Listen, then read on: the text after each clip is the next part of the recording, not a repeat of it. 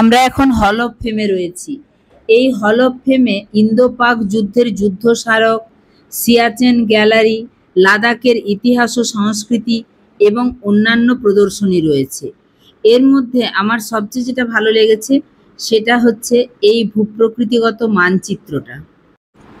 এই hall of ফেমের চারদিকটা খুঁটিয়ে ঘুরে দেখানোর পর আমরা বেরিয়ে পড়লাম ম্যাগনেটিক হিলের উদ্দেশ্যে এবং আমরা এখন ম্যাগনেটিক হিলে গিয়ে পৌঁছেছি। লেহ কার্গিল শ্রীনগর হাইওয়েতে অবস্থিত এই স্থানে অদ্ভুত ঘটনা ঘটে। এখানে যখন গাড়ি নিউট্রালে রেখে দেওয়া হয় তখন মনে হয় গাড়িটি আপনা আপনি উপরের দিকে গড়িয়ে যাচ্ছে, যেন কোনো অদৃশ্য শক্তি তাকে টেনে নিয়ে যাচ্ছে। তবে এটি আসলে কোনো চৌম্বকীয় শক্তি বা মাধ্যাকর্ষণ বিরোধী ঘটনা নয়, এটি একটি দৃষ্টিভ্রম বা অপটিক্যাল ইলিউশন। আশেপাশের ভূখণ্ডের বিন্যাস এমনভাবে তৈরি যে সামান্য নিচের দিকে ঢালটিকে উপরের দিকের ঢাল বলে মনে হয়। যখন কোনো দিগন্তরেখা বা অন্যান্য সঠিক রেফারেন্স পয়েন্ট থাকে না তখন আমাদের মস্তিষ্ক পারিপার্শ্বিক বস্তুর ঢাল নির্ণয় করতে ভুল করে। যদিও এটি একটি বৈজ্ঞানিক ব্যাখ্যাযোগ্য দৃষ্টিভ্রম, তবুও এর রহস্যময়তা এবং অদ্ভুত অভিজ্ঞতার কারণে এটি পর্যটকদের কাছে অত্যন্ত জনপ্রিয়। যাই হোক, এরপরে আমরা চলেছি সঙ্গম দর্শনে, অর্থাৎ এখানে সিন্ধু নদী এবং জান্সকার নদী মিলিত হয়েছে। সিন্ধু এবং জান্সকারের সঙ্গমস্থল সঙ্গম পয়েন্ট নামেই পরিচিত। এটি লে থেকে প্রায় ৩৫ কিলোমিটার দূরে শ্রীনগর লে হাইওয়েতে নিম্ন গ্রামের কাছে অবস্থিত, অর্থাৎ আমাদেরকে আরও ৫ কিলোমিটার এগিয়ে যেতে হবে। এই সঙ্গমস্থলে সিন্ধু নদীর সবুজ নীল জল এবং জান্সকার নদীর কর্দমাক্ত বাদামি জল একত্রিত হয়, যা একটি অসাধারণ দৃশ্য তৈরি করে। বিশেষ করে গ্রীষ্মকালে এই রঙের বৈপরীত্য খুব স্পষ্ট দেখা যায়।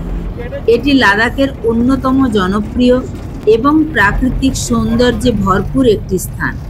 অনেক পর্যটক এখানে এসে নদীর মিলনস্থল দেখতে এবং ছবি তুলতে পছন্দ করেন। এখানে রাফটিং করার ব্যবস্থাও রয়েছে। হল অফ ফেম থেকে সঙ্গম পর্যন্ত রাস্তার দুপাশের প্রকৃতি অত্যন্ত মনোরম এবং রুক্ষ পাহাড়ি দৃশ্যে ভরা। এই রাস্তার দুপাশে দেখতে পাওয়া যায় বিশাল পর্বতশ্রেণী, রুক্ষ শুষ্ক এবং পাথুরে পাহাড়ের সারি রাস্তার দুপাশে বিস্তৃত। এই পাহাড়গুলো বিভিন্ন রঙের হয়ে থাকে এবং দিনের আলোর সাথে সাথে এদের রং পরিবর্তিত হয়। সিন্ধু নদী, রাস্তার কিছু অংশ সিন্ধু নদীর পাশ দিয়ে চলে গেছে, বিশেষ করে সঙ্গম পয়েন্টের কাছাকাছি। নদীর নীল সবুজ জল এবং তার চারপাশের ল্যান্ডস্কেপ একটি সুন্দর বৈপরীত্য তৈরি করে। মরুভূমি সদৃশ ভূখণ্ড। লাদাখের শুষ্ক আবহাওয়ার কারণে এখানে গাছপালা খুব কম, তাই অনেকটা মরুভূমির মতো দেখতে লাগে। তবে এই রুক্ষতারও একটা নিজস্ব সৌন্দর্য রয়েছে। এখানে রয়েছে খোলা আকাশ এবং পরিষ্কার আবহাওয়া। সাধারণত এখানের আকাশ খুব পরিষ্কার থাকে, যা দিনের বেলা সূর্যের আলোয় পাহাড়গুলোকে আরো উজ্জ্বল করে তোলে। আমরা সবাই এনজয় করছি।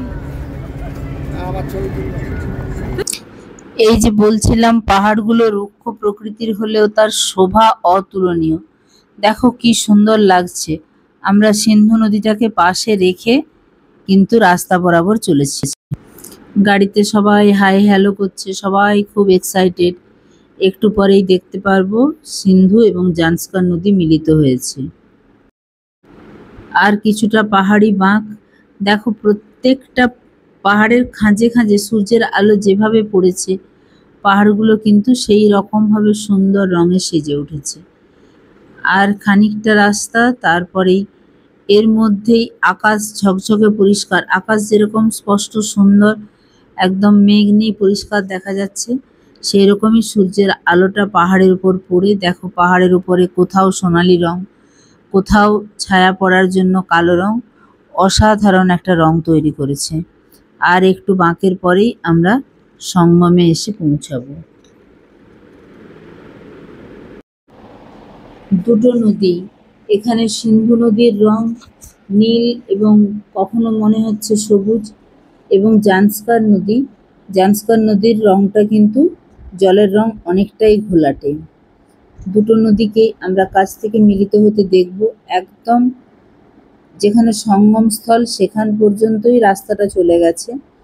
তোমরা আর একটু লক্ষ্য করলেই দেখতে পাবে একদম জলের কাছ পর্যন্ত যে রাস্তাটা গেছে তারপরের বাকি অংশটাতে কিন্তু সিঁড়ির স্টেপ করা আছে, ফলে অনেকেই ওখানে গিয়েও ছবি তুলতে পারছেন। দেখো আমরা একদম সঙ্গমস্থলে এসে পৌঁছে গেছি। আবারও বলছি যে জান্সকার রিভারের কিন্তু জলটা অনেকটা ঘোলাটে, বিশেষত এই গ্রীষ্মকালে যখন জলের পরিমাণটা একটুখানি কমে আসে, বরফ গলা জল প্রচুর পরিমাণে পলি কাদা নিয়ে আসে, জান্সকারের রঙটা অনেকটাই ঘোলাটে। সেদিক থেকে সিন্ধু নদী যেটা আসছে তার রং কিন্তু অনেকটাই পরিষ্কার এবং নীল বা সবুজ রঙের দেখায়।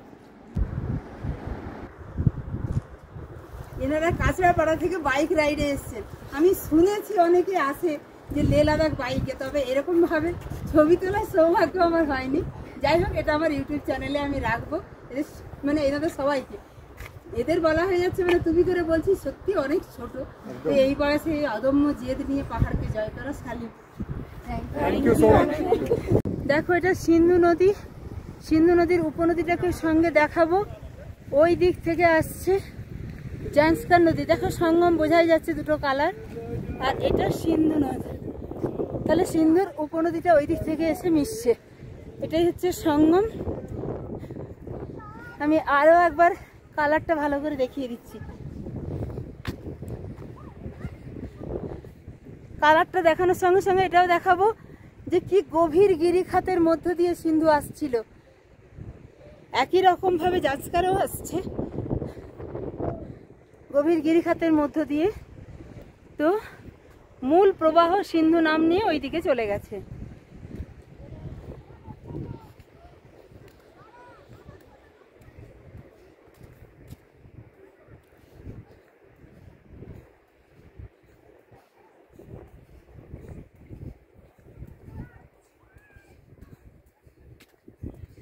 ইউ তোরাও আছিস।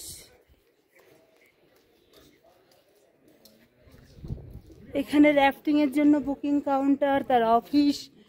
এটা বলছে ওয়ার্ল্ডের हाईएस्ट র্যাফটিং पॉइंट।